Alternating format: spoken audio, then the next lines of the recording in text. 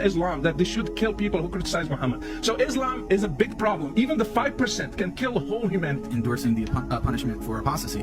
Yes, we do. Why? Because our claim is that we are actually faithful to our scriptures. You guys are not. You want to avoid the Old Testament. With the Bible, the problem that you have is the same one that you want to talk about, the loving Jesus Christ himself, which we also adore and respect as a prophet, is the same one that you believe is God and revealed the Old Testament. And you can't get out of that. So when your God, Jesus, revealed at that specific time, as I just read the passage, and I can read you plenty more, where he says to kill babies in war. Is it okay to target infants in war and kill babies? Is that inherently immoral? The problem that you have is if you go on, and this is why the argument is so important, it's not a tu quoque just as a fallacious argument. It's checking for your consistency as a Christian, whether or not you're actually faithful to your own text and tradition. And the reality is you're not. Why? You have two options. If you condemn it as inherently immoral, then the whole Bible's gone. Because if you believe that those verses in the Bible were revealed by God, then you're saying that God is immoral. And on the other hand, if you say that it's not inherently immoral, but God changed the law at this time, then most of your arguments lose the force that they have against Islam, because you can no longer argue that it is inherently immoral to punish an apostate by death and all of the other things that you want to tack on. This is why it's so important. It's not a fallacious argument, and the reality is